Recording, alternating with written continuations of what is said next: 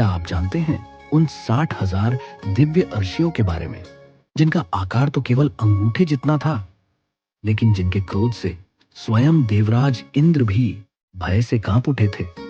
और क्या आप जानते हैं कि गरुड़ जी का जन्म इन्हीं अर्शियों के तपोबल का परिणाम था? ये थे दिव्य बालखिल्य, ऋषि ब्रह्मा जी के मानस पुत्र महर्षि कृतु और दक्ष प्रजापति की पुत्री सन्नति से 60,000 तेजस्वी ऋषियों का जन्म हुआ।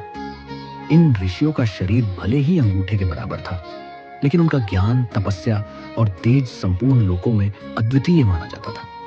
इन्हें ही बालखिल्य ऋषि कहा गया। महर्षि कश्यप की दो पत्नियां थी, विंता और कद्रु। विंता गरुड़ जी की माता थी, जबकि कद्रु नागों की माता। एक छलपूर्ण शर्त में हारने के बाद विंता को कद्रु की दासी बनना पड़ा। अपनी माता को दासत्व से मुक्त कराने के लिए गरुड़ जी अमृत लेने स्वर्ग की ओर निकल पड़े। लंबी यात्रा के दौरान उन्हें भयंकर भूख लगी।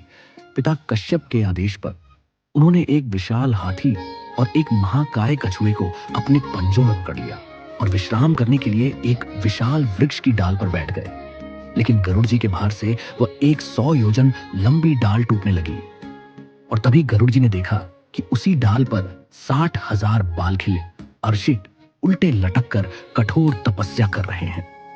ऋषियों को संकट में देखकर गरुड़ जी ने तुरंत अपनी चोंच में पूरी विशाल डाल को पकड़ लिया और आकाश में उड़ गए ताकि किसी ऋषि को हानि न पहुंचे। गरुड़ जी की विनम्रता और करुणा देखकर बालखिल्य ऋषियों का क्रोध शांत हो गया। गरुड़ जी के जन्म का अद्भुत रहस्य जब गरुड़ जी ने महर्षि कश्यप से पूछा कि ये छोटे से आराष्य कौन थे, तब कश्यप जी ने कहा, पुत्र, तुम्हारा जन्म इन्हीं महान ऋषियों के तप से हुआ है। एक समय महर्षि कश्यप पुत्र प्राप्ति के लिए महान यज्ञ कर रहे थे। उस यज्ञ में देवराज इंद्र और बालखिल्य आर्षि भी लकड़ियां ला रहे थे। इंद्र अपने बल के अहंकार में विशाल पर्वत जैसी लकड़ियां उठा लाए, जबकि छोटे आकार वाले बालखिल्य अर्षि केवल छोटी छोटी टहनियां ही ला पा रहे थे।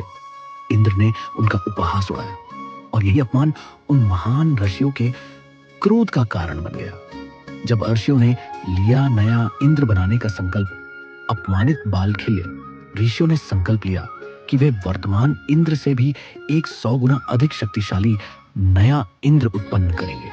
उनकी तपस्या इतनी प्रचंड थी कि देवराज इंद्र भयभीत हो उठे। वे तुरंत महर्षि कश्यप की शरण में पहुंचे।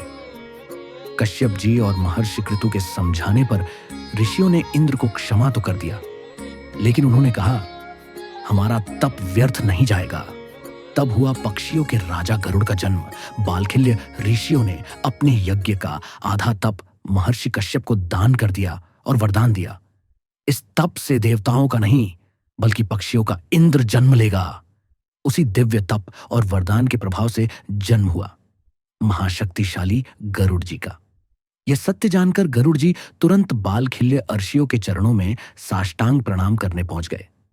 आज भी सूर्यदेव के आगे चलते हैं, ये अर्षि शास्त्रों में वर्णन मिलता है कि बालखिल्य अर्षि भगवान सूर्य नारायण के परम भक्त हैं। आज भी ये 60,000 अर्षि सूर्यदेव के रथ के आगे आगे चलते हैं। पृथ्वी तक पहुंचने वाला सूर्य का तेज, ऊर्जा और दिव्य शक्ति इन महान ऋषियों के तप से होकर ही संसार तक पहुंचती है। सचमुच सनातन धर्म का इतिहास रहस्यों, तपस्या और दिव्य शक्तियों से भरा हुआ है।